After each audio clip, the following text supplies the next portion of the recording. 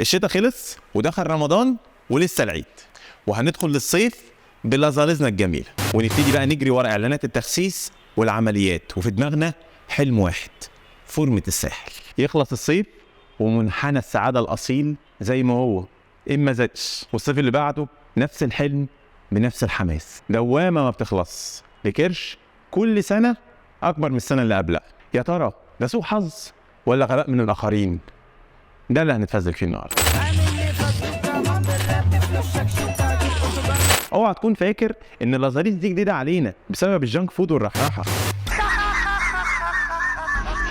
لا، احنا ادخن الحيوانات الراقيه بنسبه دهون بتوصل ل 30%، 3 اضعاف الشمبانزي. تكوين الدهون عندنا على مدار تاريخنا هو الاصل، لان احنا شفنا ايام سودة على مدار 300,000 سنه الاكل فيها كان قليل، وكل ما كان جسمك يقدر يخزن دهون اكتر من كميه اكل قليله ويحرقها ببطء، كل ما كان فرصتك انك تعيش اكتر. والحلوين اللي بياكلوا وما بيتخنوش زمان ما كانوش بيتحسدوا، كانوا بيموتوا من الجوع. الدهون عندنا بتتخزن في مكانين: كرشك، وده المفروض ان نسبته قليله كجزء من جهازك المناعي اللي بيحمي اعضائك الداخليه، وده بنسميه الاومنتم. معظم الدهون بقى المفروض انها بتتخزن تحت الجلد، ودي مهمه في امتصاص بعض العناصر والفيتامينات، وكمان تصنيع الهرمونات الجنسيه. ده غير ان هي اللي بتخلي الستات حلوه وكيرفي عن طريق انها بتتخزن في اماكن معينه عن طريق هرمون الاستروجين.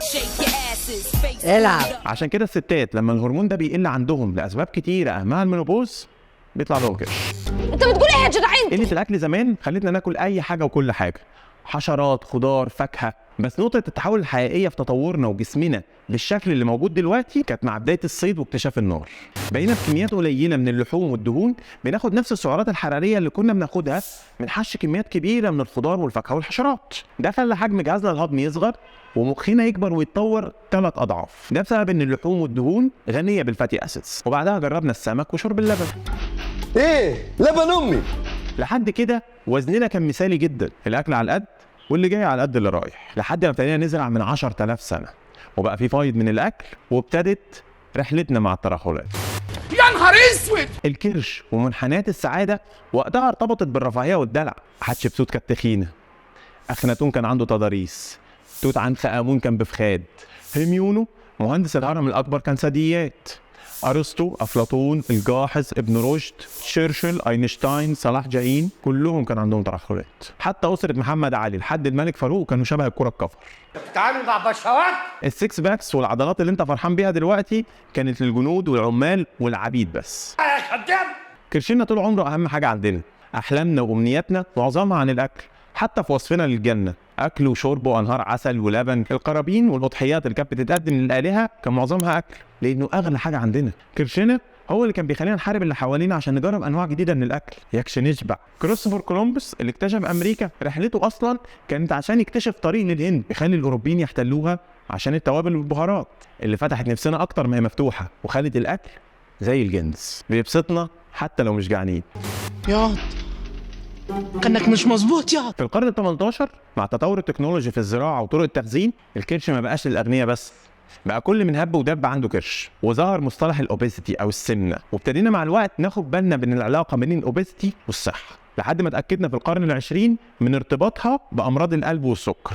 انت كده قطعت لي الشورت في البسين. ده خلانا ابتدينا نركز في اكلنا، وظهر علم التغذيه، لان التحدي عندنا بقى ان الاكل كتير ومتنوع، وسرعتنا على الاكل زي ما هي ما اتغيرتش. ده غير ان 60% من اكلنا بقى عباره عن عيش ورز ومكرونه على حساب الخضار والفاكهه والبروتين والدهون، وده حسب توصيات اول هرم غذائي ظهر 1991 اللي كان تقريبا بيتكلم عن طريقه عمل الكرش، لان معدل السمنه بعده زاد 3 اضعاف في اقل من 30 سنه، وبعد ما كنا بنموت من الجوع بقينا نموت من السمنه. كتير قوي. الكوميدي بقى ان كل ما ركزنا في اكلنا اكتر كل ما تخنا اكتر، زي ما نكون لعنه مش عارفين نخلص منها، مع ان الموضوع بسيط. بتاكل قد ايه، بتحرق قد ايه، هيفضل لك قد ايه دهون تخزنه. مش محتاجه حاجه يعني. امال المشكله فين؟ هقول لك. احنا ورثنا حاجتين من التطور: التفاصيل والدي ان ايه بتاعنا اللي بيخزن دهون اكتر ما بيحرق، وده بانه بيقلل تحويل الدهون البيضاء لدهون بنيه بتتحرق بسرعه. عشان كده بنتخن من كام عزومه في رمضان ونشقى سنه عشان نخس شويه اللي زدناهم. ده غير ان جيناتنا مش زي بعض.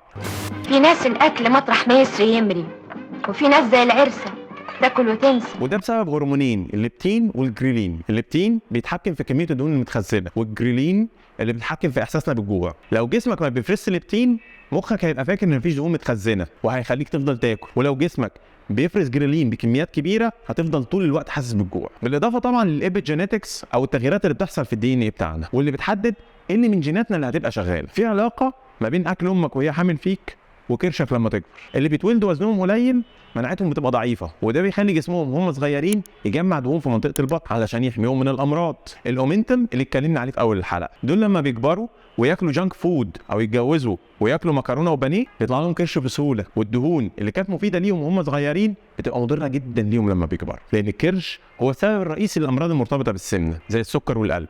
يعني البادي ماس اندكس اللي بيقيس العلاقه بين طولك ووزنك ملوش لازمه قوي وما ينفعش يتطبق على كل الناس. الخلاصه، الاكل نعمه ربنا يديمها علينا. كلنا تخنا بس مش كلنا زي بعض، لان اللايف از نوت فير. اللي بخدود ولغد وبخاد غالبا مش هيبقى عنده مشاكل صحيه. المصيبه في اللي عنده كرش، ده اللي محتاج مجهود كبير عشان صحته. والمجهود مش مجرد تحكم في النفس واكل متوازن، لازم يبقى فيه رياضه وفهم للجينات. وكل كرش وانتم طيبين.